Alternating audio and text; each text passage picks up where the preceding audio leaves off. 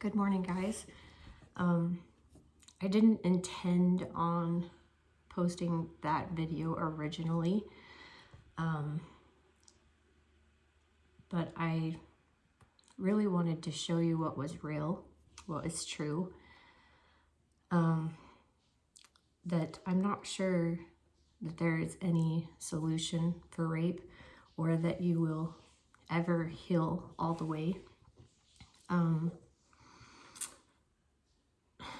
This morning, I still have a pretty good headache. I feel nauseated. I got these rashes all over my arms. And it's because of the intensity of the emotions that I go through. It is getting better for me. I have found ways to cope.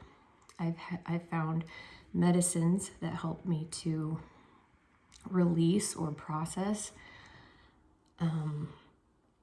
natural medicines like psilocybin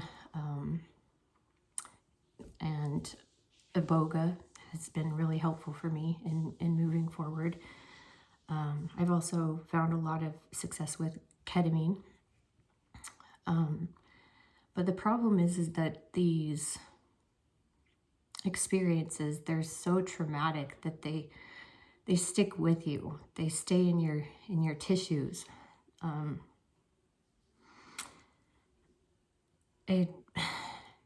have a lot of consistent problems because of it.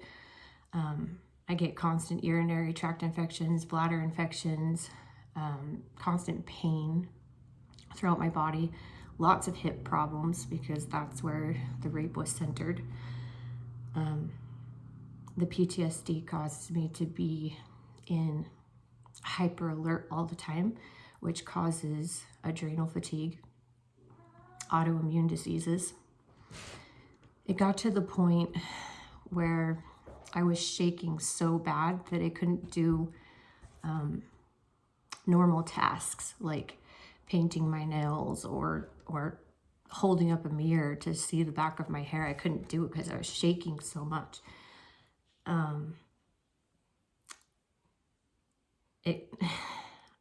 It's hard to say when these episodes will come on. It's usually caused by multiple triggers, and I don't know, you just don't know which one's going to do it. These healing modalities have helped me to space these episodes out. This episode yesterday was a bigger one again, and it took a lot out of me. But as you process and as you keep moving forward, they can lessen, but I'm not sure that they ever go away. And I just wanted to be real with you and tell you the truth, because my whole life people have tried to silence me, tell me that it's in the past, forgive and forget. I've had people say to me that no one can ever hurt your spirit. And so, I mean, there's no marks left on my body that they can see. And you have to do life. I've wanted to die for, I don't know, since I was 11, 12, I've wanted to die. I've pictured myself dying. I've pictured myself driving off the road or, taking medicine or slitting my wrist. I cried at funerals because I was jealous of the person who died. And this is, real. It's real. And all my life, I tried to not be a burden on other people, especially because of the things that people would say to me.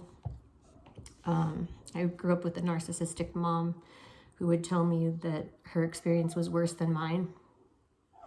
And we just kind of, sorry, my cat.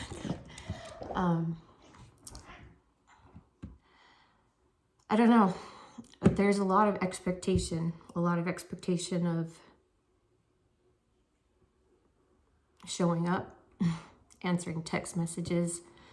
I've had friends get mad at me because I didn't respond to the text messages fast enough. But I'm still alive because of my kids. I'm still alive because of my covenants that I've made with my Savior, Jesus Christ.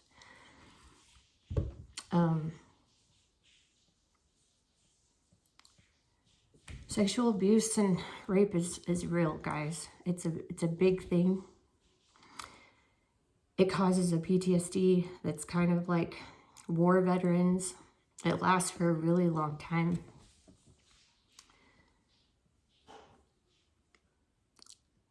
Let's put it this way. If you were mugged and attacked with a gun, let's say, other people would understand your fear of guns.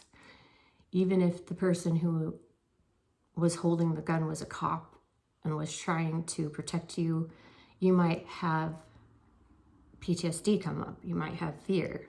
Like a veteran, when a firework goes off or a car backfires, will have this response in their body, and their minds know that they're safe. I mean, to some extent, their conscious mind knows that. But subconsciously and in all your tissues and in your body, you don't feel safe. And when you're sexually abused, when you're raped, the weapon is love.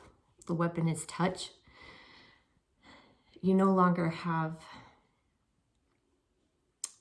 trust in your ability to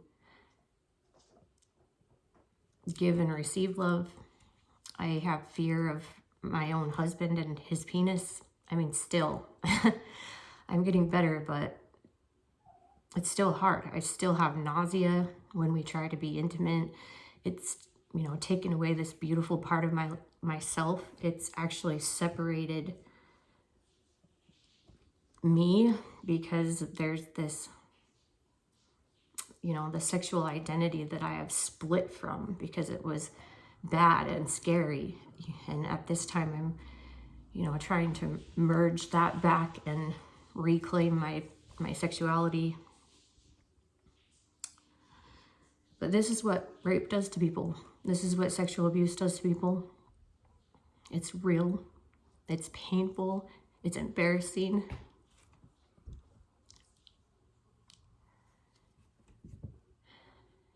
But you got to keep living. You got to keep going.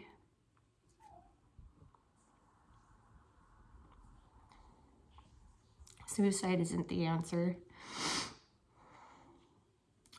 I feel like some of the problem is that we tell people to shut up and be quiet, go talk to a counselor behind closed doors, take a pill. And these things are just masking what is real. And what needs to be seen is the authentic. What needs to be known is that this is a real, disability. This is a real thing that we manage every day that doesn't go away. I need to work this out of my tissues. Yoga helps, especially restorative yoga. Fascia rolling makes a big difference. Cleaning my colon makes a big difference because you just live on this frequency where you collect the negative. Just like the law of attraction, unfortunately, in a bad way, you start to believe that this is what you're worth.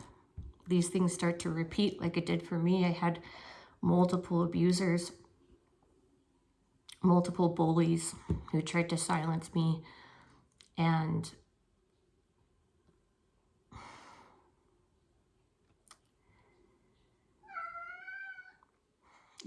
I don't know, I just have to keep working on it, keep working through it, be honest, tell your story, tell people what you're struggling with. People need to know.